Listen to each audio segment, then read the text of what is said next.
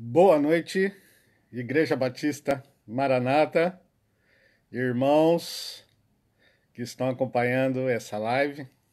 Deus abençoe. Hoje, dia 1º de setembro de 2020. Um prazer estar com vocês. Então, com uma palavra de oração, eu vou estar lendo um texto hoje que está em Lucas, Evangelho de Lucas, capítulo 3, do verso 1 ao verso 3. E se der tempo aqui na nossa conversa, eu vou para 1 Coríntios 15, 9 e 10, tá? Então são esses 3, 4, 5 versos aí da palavra. Mas a gente começa com Lucas e depois, Deus abençoe, a gente vai para 1 Coríntios, tá ok? Eu vou ter uma palavra de oração e a gente começa esse bate-papo e que Deus esteja abençoando nossas vidas nesse tempo. Deus, obrigado, ó Pai, por esse privilégio de poder compartilhar a palavra com a Tua igreja. Obrigado porque o Senhor é o Senhor de todas as coisas. Se fosse por nós, nós não estaríamos aqui tendo esse tempo contigo, mas é a Tua graça em nós que nos traz até aqui. Por isso, ilumina uma vez mais as nossas mentes para entendermos a Tua palavra, eu te peço, em nome de Jesus. Amém. Amém. Vamos lá então?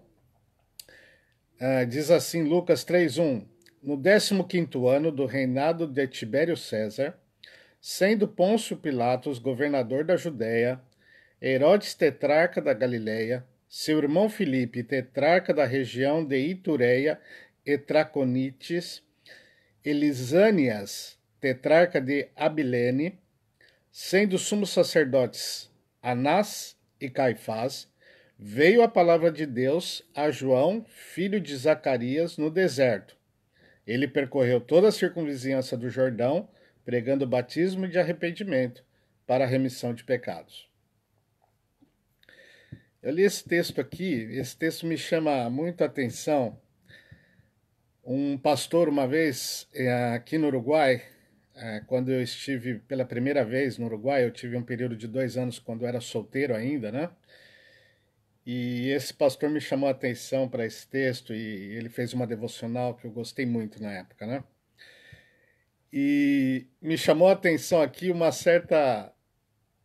Dependendo da maneira como nós lemos isso promove uma certa ironia, esse texto. Principalmente o verso. O verso 1 e 2, né? Diz assim: é interessante. Se eu ler dessa forma, talvez vocês peguem o sentido que eu quero transmitir aqui.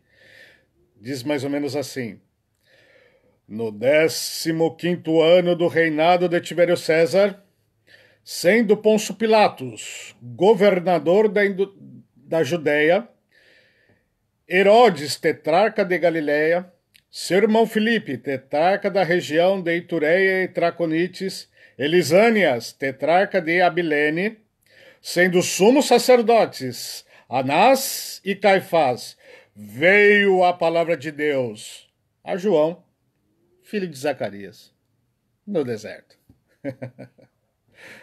Eu não sei se eu consegui passar a ideia, mas quando ele leu para mim dessa forma, eu peguei muito rápido o sentido que ele queria me passar. Com todo esse histórico, e Lucas, eu não quero dizer que Lucas tinha essa intenção de dar essa ênfase, né? Mas lendo o texto aqui, chama a atenção a descrição de Lucas tratando de reportar a época exata em que esses fatos aconteceram, então ele cita, né, datas e pessoas como referência. Mas é interessante que o João Batista, né, um homem separado por Deus, né, para pregar o evangelho. E dentro dessas circunstâncias, interessante, né? Você tem aí o poder político, religioso da época, pessoas aí de importância para a época em que foi escrito e para a época em que aconteceram os fatos. E João é retratado como alguém que recebe a palavra de Deus. Ele recebe a palavra de Deus no deserto, né? Num lugar que não tinha uma relevância política e religiosa nenhuma para a época. E talvez para os dias de hoje também, né? Se nós falássemos em deserto, alguém no deserto. E aí eu fiquei pensando, esse texto me fez pensar, quais os critérios de Deus no seu processo de seleção de pessoas para estarem ao seu lado, no seu projeto? Qual o processo de seleção de Deus? Né? Eu acho que nós vemos que valores e habilidades são considerados em um processo de seleção. Valores e habilidades são considerados num processo de seleção. Isso eu digo dentro da perspectiva mais humana possível, né? Eu fui selecionador no tempo. Eu estudei, na época que eu comecei a estudar na universidade, a primeira universidade que eu tentei fazer foi de psicologia. E aí eu consegui um emprego de selecionador de pessoal numa agência de empregos, né? Então as empresas que tinham necessitavam de profissionais para preencher as suas vagas, né, de laborais, eles mandavam o perfil dos profissionais que eles queriam para nós, a agência, e nós saíamos à caça desses profissionais e nós tínhamos os critérios então para a seleção desses profissionais, né? Se era uma demonstradora de produtos em um supermercado, por exemplo, as mãos eram muito importantes. Se era um vendedor, a sua capacidade de comunicação. Se era um administrador para trabalhar num cargo administrativo, o seu sentido de ordem, de organização, de execução de tarefas, de liderança de quadros. Então, nós tínhamos critérios, né, para essa seleção. Né? Eu lembro que eu participei também do processo seletivo do Exército e ali tinha seus critérios. Né? Quem dirigia caminhão era um critério desejável no processo seletivo, quem tinha alguma facilidade administrativa, o porte físico era importante, estatura, peso, se era uma pessoa acima de 1,80 m para alguns batalhões específicos, como Polícia do Exército, Batalhão de Guardas ou Dragões da Independência em Brasília, né? Acho que eu voltei. Aqui não travou. Deu uma travada. Seguramente é o. Já tá ligado. Eu vou ativar Já tá. dados móveis. Já tá. Tentei arrumar aqui minha internet, deu uma falhada aqui. Tá um dano positivo aí, acho que voltou, né? Voltou? Agora acabou de travar. Aí já voltou, já voltou. Ah, voltou. Tá ok. Deu uma travada e voltou. Então, eu vou retomar aqui. Fala, Felipe, tudo bom? Tudo bem? A Beatriz, minha filha, tá aí, falou que voltou. Minha cunhada falou que voltou. Minha irmã falou que voltou. A família inteira tá falando que voltou. Então, voltou. Então, vamos seguir. Eu estava falando do quartel, né? Que era o processo seletivo que eles têm ali e eles buscavam essas qualidades, né? E iam distribuindo para os batalhões e alguns eram dispensados. Eu tive o privilégio de ser escolhido, né? Na época eu não achei muito um privilégio, mas hoje eu vejo que foi bom para mim, né? Mas eram critérios de seleção. E Deus, quando Ele chama alguém para Ele, quando Ele nos comissiona, quando Ele nos chama para sermos cristãos nesse mundo, Ele nos comissiona qual critério que Ele adota para que nós desempenhemos o nosso papel como cristão no mundo? Qual critério, né? Para executar o que Ele, para nós executarmos o que Ele pede? Dentro das particularidades da nossa vida, né, onde nós estamos inseridos, né, no contexto familiar, profissional, social, da igreja, né, dentro dos dons e ministérios que cada um exerce, né?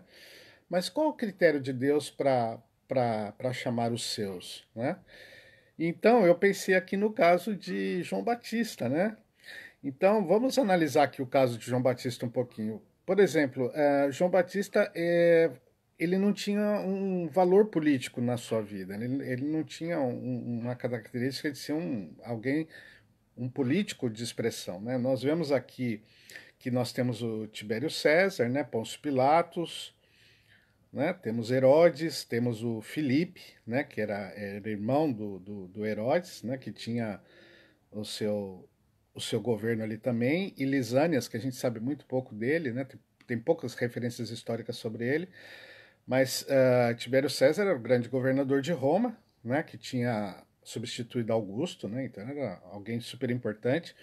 O Pôncio Pilatos era um governador, ou a gente poderia chamar um prefeito, né, seria para nós um prefeito de uma determinada área. Ele havia recebido isso das autoridades romanas, essa autoridade, né? E tinha aí a dinastia da família de Herodes, né? Que era beneficiada por Roma. E aí tinha dois de seus filhos aí e, e estavam aí, né? Tibério César, inclusive, era genro de Augusto, né? O Augusto César, que foi o primeiro, né? Quando Jesus nasceu, e aqui já com Jesus já e João Batista já adultos, né? Tibério César era quem estava aí. Mas, e tetrarca quer dizer, ou seja, regiões que eram separadas em 4 partes e cada governador de uma parte era chamado tetrarca. E parece que depois esse nome ficou para qualquer um que governasse uma área, independente de estar a região dividida em 4 ou não. Quando se dava uma área para alguém lá no território de Roma, que era quem dominava sobre os judeus ali, sobre todo mundo na época, né? Então era chamado, a pessoa que governava essa parte de terra era chamado tetrarca, né? Essa é a ideia. Então, vocês veem que João Batista ele não figurava como político, né? Então Deus não o chamou por causa disso, por ser alguém relevante no âmbito social, sociopolítico da época. Mas aqui diz, sendo sumos sacerdotes Anás e Caifás. E é interessante, João Batista ele era filho de Zacarias, que era um sacerdote, que exerceu o seu ofício no templo. E João Batista, naturalmente, por ser filho de Zacarias, né, por ser da tribo de Levi, ele poderia estar junto com esses sacerdotes aí, né, debaixo da autoridade deles talvez, mas trabalhando e ministrando no templo. Mas essa virtude de João Batista não foi considerada no seu chamado. Foi descartada. Então, as habilidades que ele tinha e as que ele não tinha não contaram muito no seu chamado. Mas ele foi chamado. Ele foi ao deserto, enviado ao deserto. Ele ficava às margens do Rio Jordão, que cortava aí essa região árida. E ali, margeando o rio, indo de lá para cá, daqui para lá, ele anunciava o evangelho, o arrependimento para perdão de pecados. E os arrependidos ele batizava. Sejam gentios ou judeus, ele batizava. E era algo bastante incomum para as expectativas religiosas da época da sociedade. Ou seja, Deus manda sua palavra a João Batista dentro desse contexto. Mas é interessante que o texto diz que esse preparo de João Batista, esse arquitetar de Deus para com João Batista não se deu no momento ali. Ele olhou, Deus olhou assim e falou: eu vou pegar esse cara aqui que deveria estar lá no templo e que não tem poder político no tocante a Roma nenhum, e vou lançá-lo ali no deserto e vou dar uma mensagem ali para ele. E na hora ele escolheu João Batista. Não, porque o verso 4 diz, né? Conforme está escrito no livro das palavras do profeta Isaías. Aí Lucas cita Isaías, que é um profeta do passado, né? Que viveu muitos anos antes de João Batista. E ele diz, né? Voz do que clama no deserto, preparai o caminho do Senhor e endireitai as suas veredas. Todo vale será aterrado, e nivelados todos os montes e outeiros, os caminhos tortuosos serão retificados, e os escabrosos aplanados de toda a carne, e toda a carne verá a salvação de Deus. Ou seja, uma profecia do profeta Isaías lá atrás, falando que haveria uma voz em determinado momento da história, que clamaria no deserto, preparando o povo para a chegada daquele que seria o esperado por toda a nação, o Messias, o grande profeta que substituiria Moisés. E essa pessoa era citada também em Malaquias, né? Em outros textos nós vemos, como o profeta Malaquias também citou, como sendo Elias que voltaria para preparar o caminho de Jesus Cristo, né? Que estaria do Messias, né? Esperado pelo povo de Israel. Então, não que seria o Elias encarnado, né? Ainda que alguns judeus pensassem assim, né? Na época, mas seria um homem com a autoridade e as características do ministério que teve Elias em sua época. Então era chamado Elias que viria e seria realmente João Batista, palavras confirmadas depois por Jesus Cristo aqui nos Evangelhos. Então é interessante que na eternidade, no passado, antes que João Batista existisse, Deus já havia planejado que João Batista estivesse fazendo esse ministério. E os critérios de Deus são critérios de Deus. Ele não trabalha com a lógica que nós trabalhamos, muitas vezes, né? E quase sempre não trabalha com essa lógica. A lógica de Deus é a lógica de Deus. Ele ama, prepara, chama, planeja antes, e quando se dá um momento, essa pessoa é trazida para si para exercer o seu ministério. Então, se Deus chamou você, se Deus me chamou, se Deus chamou você, irmão, irmã, para servi-lo, Ele já tinha planejado isso antes. E nós podemos descansar que o que nós temos para fazer não depende da nossa história nesse mundo, até então sermos chamados e entendermos o nosso ministério. Depende dele. Ele planejou. Ele sabe as nossas virtudes e ele sabe dos nossos defeitos. Às vezes eu pergunto para Deus, Deus, por que o Senhor me chamou para pregar o evangelho para determinadas pessoas? O Senhor podia ter chamado o Silvio Santos, porque ele é um grande comunicador. Já pensou o Silvio Santos, crente, pregando o evangelho no Uruguai? Coisas desse tipo nós poderíamos pensar. Mas o Senhor chamou você para fazer o que Ele quer, dentro do contexto em que Ele te colocou na igreja, dentro do contexto que Ele te colocou na sua família, no seu trabalho, na sua vocação, no seu ministério. Deus, Ele planejou você para estar ali. E Ele vai te capacitar. Nosso tempinho está chegando ao fim, mas para falar só que Deus vai capacitar, eu queria ler 1 Coríntios capítulo 15, verso 9 e 10, tá? E aí nós encerramos esse nosso tempinho de bate-papo aqui. O apóstolo Paulo, ele escrevendo essa carta muito legal à igreja de Corinto, né? Paulo que veio a se converter depois que Jesus Cristo já havia subido aos céus, né? E a igreja já estava sendo estabelecida e tudo mais. E Paulo falando dele mesmo, né? Porque eu sou o menor dos apóstolos, que mesmo não sou digno de ser chamado apóstolo, pois persegui a igreja de Deus. Então vou ler de novo.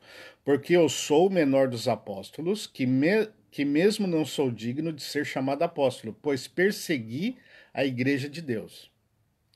Mas pela graça de Deus, sou o que sou. E a sua graça, que me foi concedida, não se tornou vã. Antes trabalhei muito mais do que todos eles.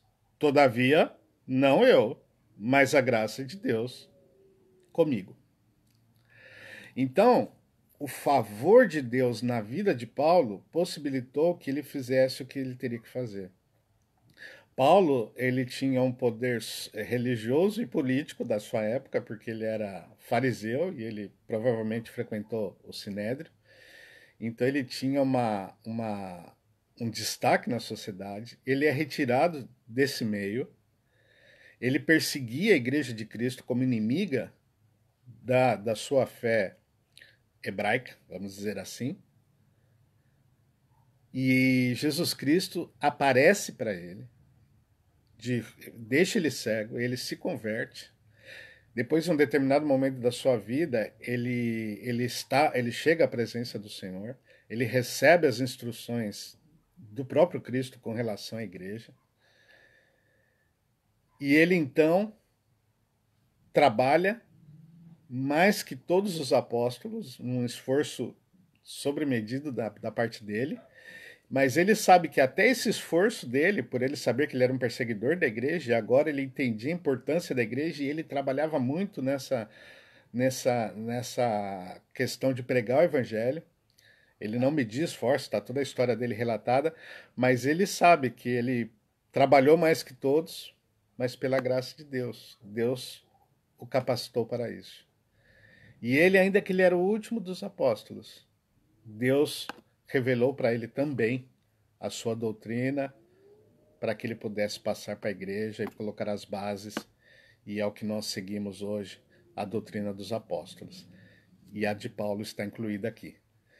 Então, Deus é quem capacita. Não é que Paulo era uma pessoa espetacular, não é que João Batista era uma pessoa fora de série.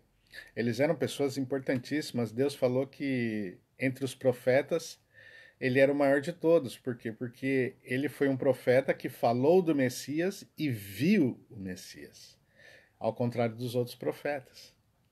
Então, ele era um privilegiado realmente. O apóstolo Paulo, ele disse que viu coisas que ao homem não é dado ver.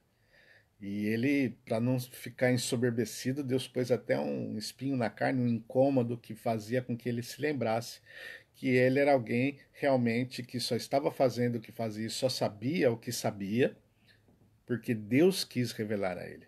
Então, o critério de Deus para o nosso chamado, para o fato de nós termos sido escolhidos, o critério de Deus é a própria vontade dele em querer que nós estivéssemos ao seu lado, servindo a ele. É a graça dele, é o privilégio que ele nos dá. Aqui não conta as nossas habilidades. As nossas habilidades, elas podem ser utilizadas por ele e podem ser descartadas por ele.